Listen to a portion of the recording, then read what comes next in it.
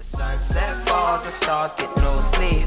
Last joint left, some things you can't keep. So many people saying the things I can't be, but that's alright, I'll always be me. Anyways, thanks for coming, first off. Yo, thanks for having me, man. So, obviously 2020 has been a wild year. How was the quarantine for you?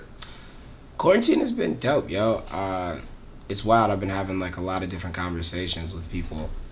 Quarantine is like giving, I feel like, me and probably a lot of other people time to just think. And that doesn't really just mean like planning or making a strategy or, you know, figuring out what you're gonna do next.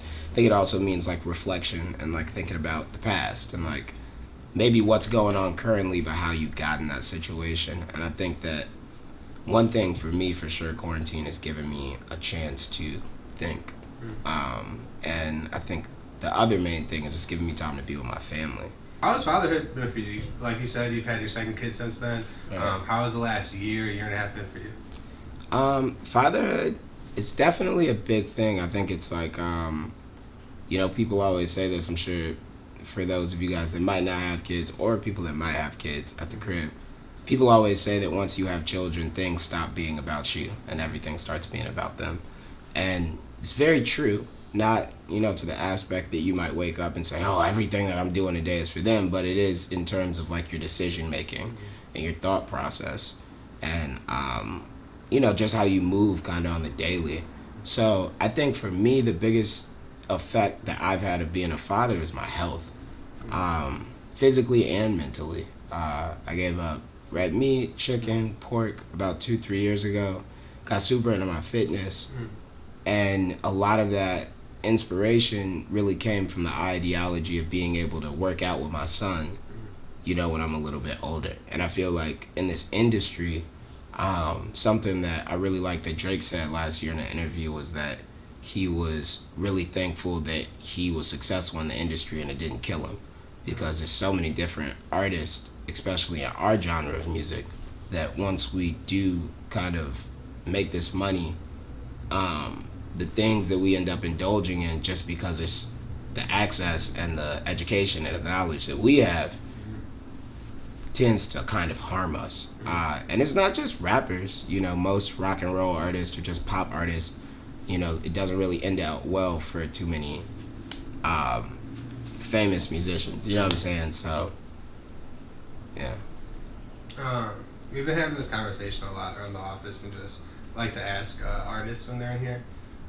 What was the first time you heard of Lyrical Lemonade? Man, wow, that's a great question.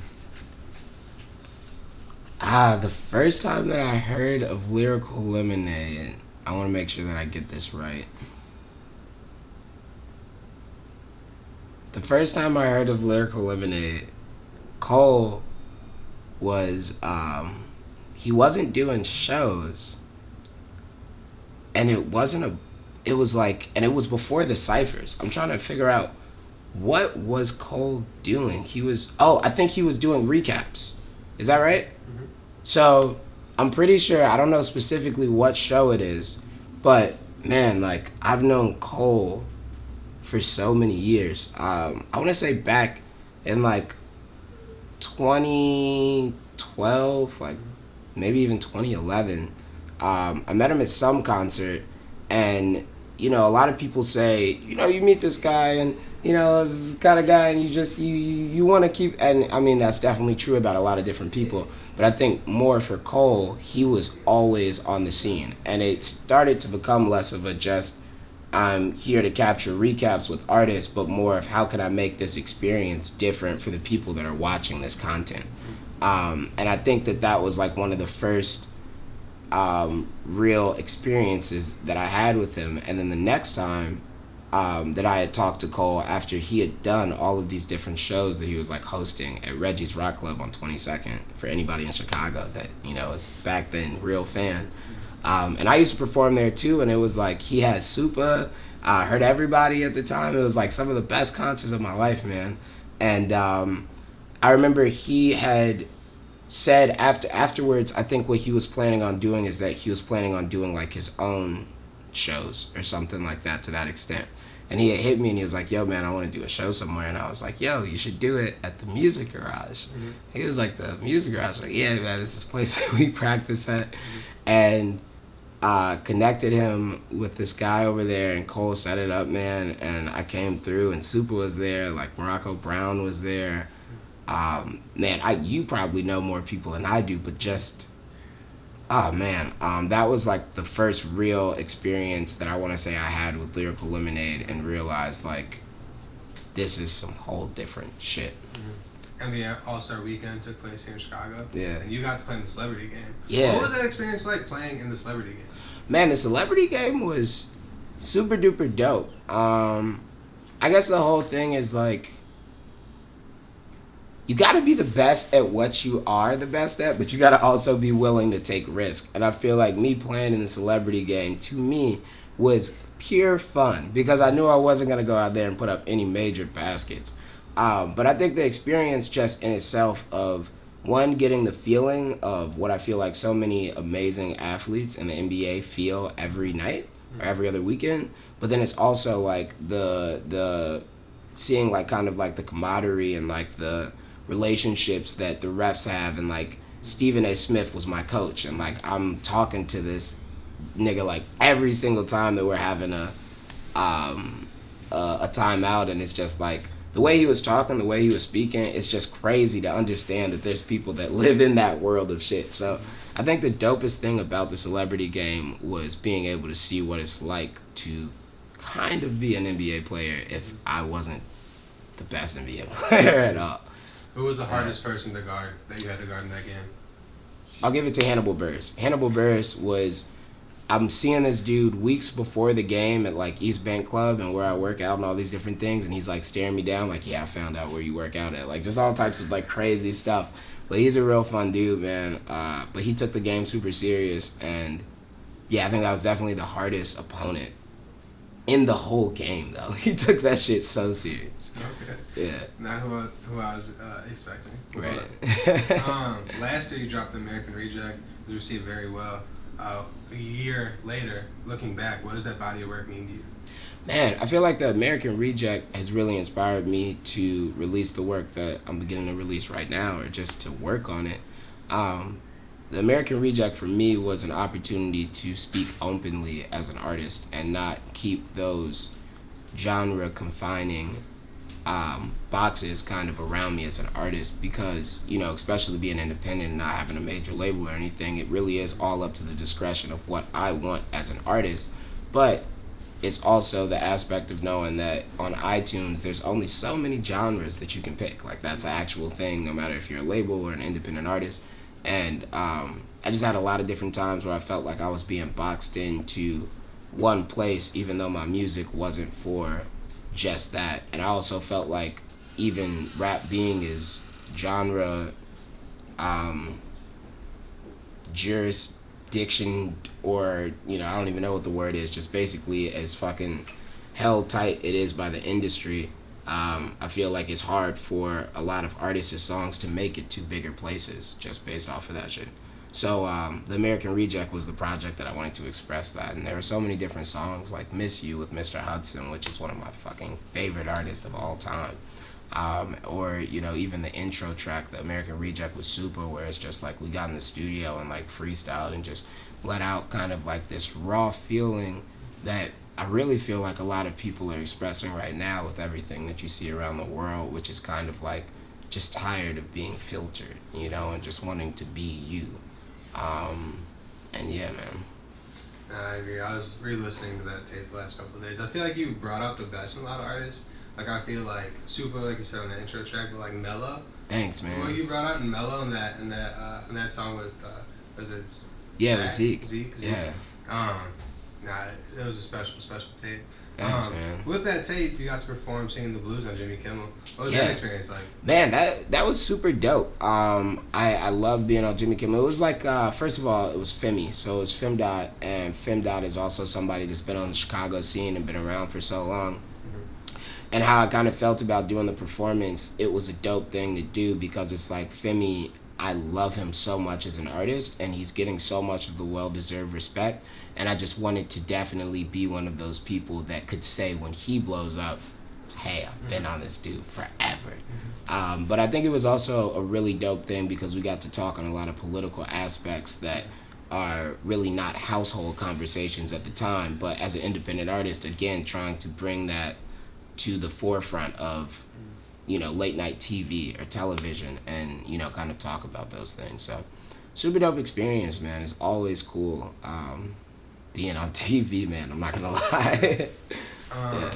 2020 has been interesting for you in particular because you took on, like, obviously you're an artist yourself. Yeah. You took on a role in Chance's management team. Yeah. What has that experience been like so far? Man, it's been super dope. My brother, man, he's an extremely smart, not just artist, but businessman. Since day one, he's always, really focused on being independent and owning all his work and, making sure that, the funny thing about it, I think, is that from watching Chance's journey, I've been able to educate myself on a level that I don't think a lot of people in the music industry ever get to, because I remember when Chance first started growing up or blowing up, and you were around for all of this, and I remember the whole thing that everybody was saying for a long time is, when is he gonna sign? When is he gonna sign? When is it? And it was like a huge thing. That was the biggest conversation of bidding war or any of those things I ever heard of. And I remember being in school and all my friends saying like, yo, when is he gonna sign? I remember thinking to myself when I was in high school, like 17 or 18, like,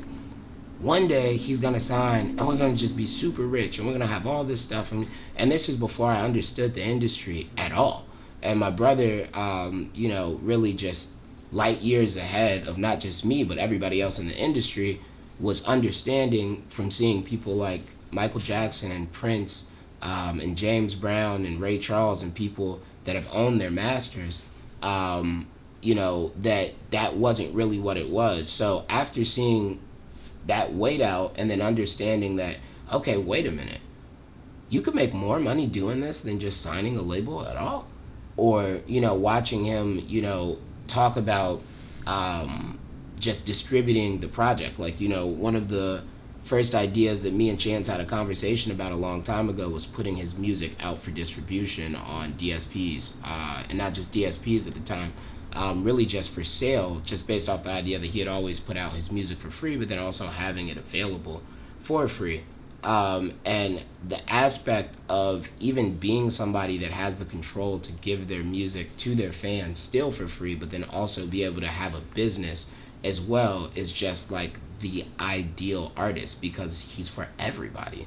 And I think that, as much of an amazing artist as I love Chance, the businessman that he is has inspired me so much. So, when I started my label back in 2014 and I put out Broad Shoulders on TuneCore and have, really connected and had so many different conversations and brought a lot of different companies together, I've been able to not just study what he's done, but, in a lot of ways create compounds to capitalize on those things. And for him to be at this point of his career and, ask me to come work with him is just fire. And since I've been with him, man, there's not one person I haven't hit up. There's not one person that I basically haven't talked to, because it's just like the idea that I've always had about Chance is that he can be and do anything that he wants to do. It's just about setting the plan and working the plan. And he understands that, I think, even better than I do. So it's really been a learning experience, man. It's dope, yo. No, that's a beautiful thing. Like, who's gonna have your back more than your brother? Literally, and that's how I feel like in this industry. It's like, so super dope, bro. Anyways, off that, can you speak on your new upcoming music and what Yeah, we man. can expect from that? Yeah, man. It's the new music that I've been working on.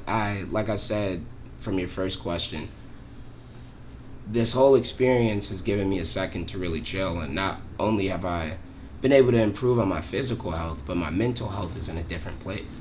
Like, I'm making the best music that I've ever made.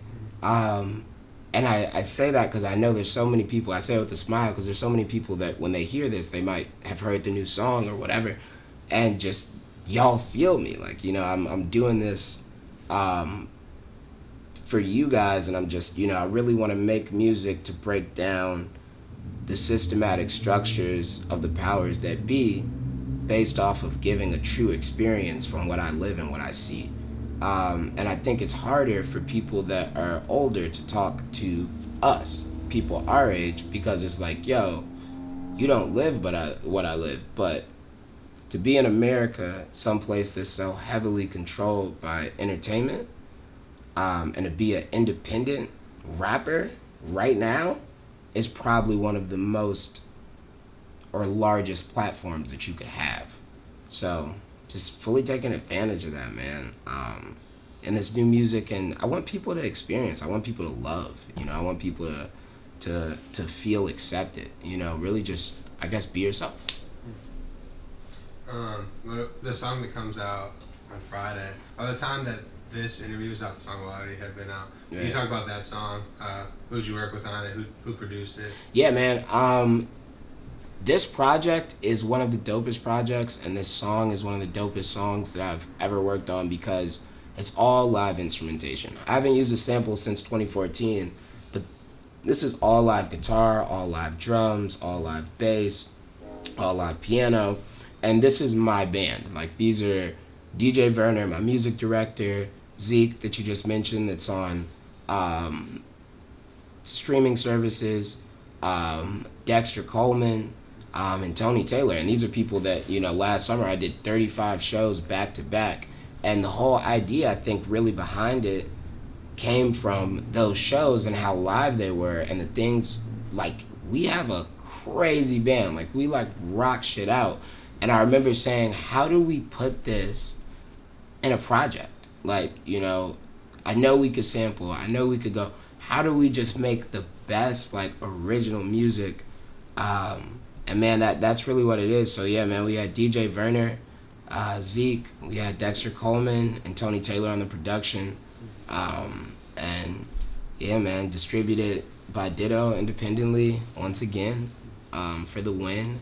And, yeah, man. So I recently saw you working with Holiday. Yeah, bro. Yo, man, shout out to Lyrical Lemonade because I feel like I find most of the dope artists that I end up working with from you guys.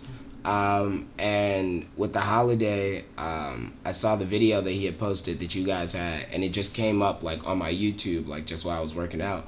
And I remember hearing it like, yo, what is this? This is so fire. And then I remember being like, oh shit, Cole shot this. Let me try to hit up Cole and see if he knows who this is. And before I could do that, I went to his Instagram and I was like, wait a minute. That looks like Chicago and that looks like my house. Like, this nigga looks like he's in my house.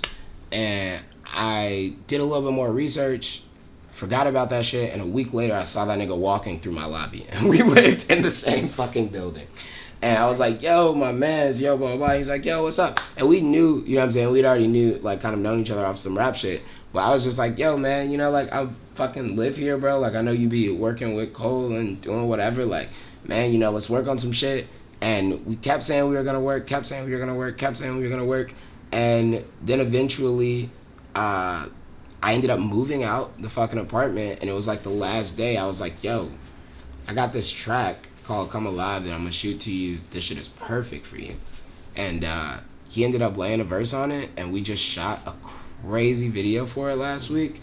That's just so dope, man. It's just like, it's a really, again, on the project, it's experiment, like, or it's experiencing, like, it's like an experience. Like, it's like, I want to connect with people on the ways, or in the ways that are favorable and not in the ways that are desirable. Like, I don't want people feeling like, oh, I want to do this because I need this. Like, I want people to feel like this is making me feel some type of way. Like, I'm getting something more than just, you know, whatever they might get from a typical song on the radio. And I feel like Holiday was great for this record to bring that because he's so deep, yo. Great artist. So other than Holiday, who are some artists or producers that you want to work with moving forward? Man, Toby Lou, yo. Shout out to Toby Lou, bro. Like, I'm the biggest fan of Toby. He knows this.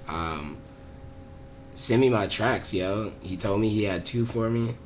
I I know, right? He's like, you called me out on this Lyrical Lemonade interview. JK, man, I love this guy, but I do want my tracks. I'm obsessed. Endorphins, Buff Baby, Darlin', Here Nor There. All of his shit is just amazing. And first of all, I feel like everybody should show this much genuine love to anybody. If you are an artist, and you should as a fan too, but especially as an artist. If you're listening to somebody, to all you artists out there, if you listen to somebody and you like them, shout them out in your interview. But yeah, man, Toby Lou, he's so cool. I think it's also dope, like, just the whole, his aspect on it. Like, it's just like what we were talking about for Lyrical Lemonade. It's for everybody. I fucking love that. Like, I love that I could play that shit with my son, or I could play that shit with my grandma, and I'm just like, we're having a good time. You know what I'm saying? So, Toby Lou for show. Shout out, I'm trying to keep it 100, keep it a buck. Man, shout out to King Von for sure. Shout out to Dirk, that's my guy. He's been going, it's just been so dope to see him advance, and I know you guys have seen that, like, just as an artist, as somebody that grew up listening to his shit and seeing him around, you know, my neighborhood or whatever, and then him actually being and doing all the things that he's doing. It's like everybody feels happy about his success, because it's like something that we all know he's been working so hard for, and he deserves that shit. Like, and he eats it. Like that verse that he did with Drake, it's like, damn, bro, perfect. So yeah, Toby Lou, King Von, Lil Durk, definitely, yo. Dirk's like rebranding of himself over the years has been so awesome to watch. Yeah, man. He's gone, because he was popping 10 years ago almost, right? You know? And Facts. He's gone through like different phases. I feel like in music, every like 2-3 years is like an era. Yeah. And he's lasted and he's improved, and like to see Yeah. him shining. I mean, it's like, yo, first of all, it's like my 2 favorite songs by him are the Dirk and Beyonce, or the Shorty My Beyonce joint, and No Auto-Tune Dirk. I literally love, this nigga got, those are 2 of the far spectrums. Those were 2 major hits for him. Like, he's successful in, like, just being himself. And that's some shit that I love, bro. And, like, you're right. Like, it's, you know, even if it's a rebrand, it's always so true to him and his brand. You know what I'm saying? So. And I also love Toby Lou. Like, great music, great person. Great guy, great man. scene, Great like, energy, man. yeah. Just, like, the way that he interacts with his fans. Like, I love seeing that, because it's, like, it makes me feel dope, bro. That's, yeah. What's the current state of TV? Are there any new artists that you're working with or looking to Yeah. work with? So, man, we got DJ Werner. So Dwayne Werner is our newest signee, man. He did a lot of work on The Big Day. He's done all the musical direction in terms of the producing for my newest project and all the newest songs. So Be Yourself Part 2 that's coming out. That's him. And then we got Zeke that you mentioned. We performed on Stephen Colbert in the beginning of 2019 with Mello for streaming services. He's working on his solo joint right now. But I think really what I'm trying to do is I'm still trying to learn the industry, you know, because I want to make sure that the artists that I ask to invest their time into something that I believe actually that I'm setting those things up. Because I think in the industry it can be a really hard thing. You know, I've had like some really successful runs, like Bianca Shaw. Man, we did Good Morning America. You know, we did this amazing remix with Twista. Man, just like so many different dope things, like Doritos and Mountain Dew Super Bowl, like just like super dope shit. And I think that was a learning experience for me too. So, you know, the next time that I go out and grab an artist, I want to make sure that it's on my time and it's on their time, and that we can go as crazy as Bianca or more crazy, you know. And, you know, I just want to keep being successful like you guys, man. Everything's a win, right? I got 3 more questions. So, like, I asked this question to every Chicago artist that I interview. Yeah. I think it's really interesting because, like, you've been in Chicago music for fucking a decade, you know what I'm saying? Or at least around it, you know what I'm saying? And there's always the conversation, like, oh, Chicago is missing this, Chicago is missing this. Like, what do you think is missing in Chicago's music community? Like, what do you think is like the main one or two things that is missing that if we had it, it would help just build? Yeah, that's a great question.